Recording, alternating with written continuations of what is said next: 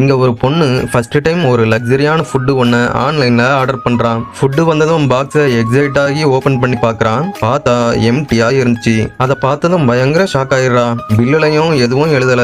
உடனே கடுப்பாகி ரெஸ்டாரண்ட்டுக்கு கால் பண்றான். காலும் கனெக்ட் ஆகவே இல்லை.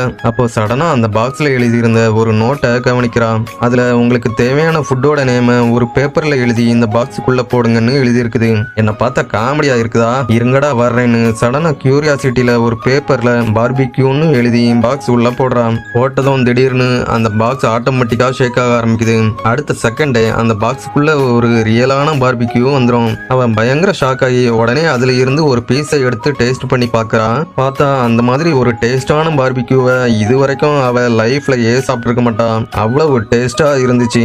உடனே அதை ஒண்ணு விடாம ஃபுல்லா சாப்பிட்டு முடிச்சுட்டு அடுத்ததா இன்னொரு டிஷ் நேம் எழுதி அந்த பாக்ஸுக்குள்ள போடுறான். பார்த்தா அதுவும் வந்துருது.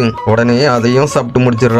அடுத்ததா இன்னும் சில ஃபுட்டோட நேமையும் அதுல எழுதி போட்டு சாப்பிட்டுட்டு இருக்கான். அப்போ சடனா அவளுக்கு ஒரு ஐடியா வருது. உடனே அவளோட மொபைலை எடுத்து இந்த வேர்ல்டுலயே மோஸ்ட் எக்ஸ்பென்சிவ் ஃபுட் எதுன்னு சர்ச் பண்றான். கேவியர்னு ஒரு ஃபுட்டை காமிக்குது.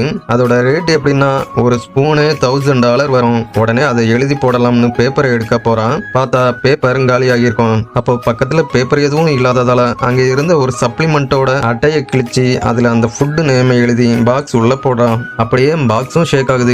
அதுக்குள்ள இருந்து ரியல் கேவியர் வந்துருது.